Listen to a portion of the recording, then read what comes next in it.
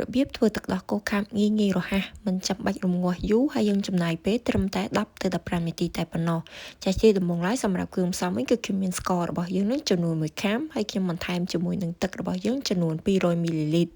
ហើយយើងកូរឲ្យស្កររបស់យើងរលាយបន្តិចមកហើយនៅក្នុងវីដេអូនេះដែរគឺខ្ញុំបន្ថែមអំបិលម្ជិបប៉ុន្តែខ្ញុំអត់បានថតទេហើយបន្ទាប់មកយើងដាក់រំងាស់ទឹកស្កររបស់យើងឲ្យវាពុះនៅពេលដែលទឹកស្កររបស់យើងចាប់ផ្ដើមពុះហើយយើងរំងាស់វារយៈពេល5នាទីបន្ថែមទៀតបន្ទាប់ពីយើងរំងាស់ទឹកស្ករ5នាទីហើយយើងទុកវាឲ្យត្រជាក់សិនហើយបន្ទាប់មកយើងយកទឹកស្កររបស់យើងដែលត្រជាក់ហ្នឹងយើងចាក់ចូលទៅក្នុងម៉ាស៊ីនកិនឬក៏ម៉ាស៊ីនក្លុករបស់យើងហើយខ្ញុំបន្ថែមជាមួយនឹងម្សៅទឹកដោះគោបែបនេះបងប្អូនអាចប្រើប្រភេទអីក៏បានដែរចំនួន1ខាំកន្លះហើយយើងចាប់ផ្ដើមក្លុកម៉ាស៊ីនរបស់យើងចុចឲ្យជាប់រហូតហ្នឹងរយៈពេលប្រហែលជា2ទៅ3នាទីមកឥឡូវទឹកដោះគោខាប់របស់យើងបានរួចរាល់ហើយដើម្បីឲ្យទឹកដោះគោខាប់របស់យើងរឹតតែខាប់ល្អសូមបងប្អូនយកវាទៅរក្សានៅក្នុងទូទឹកកក2ទៅ3ម៉ោងបន្ថែមទៀត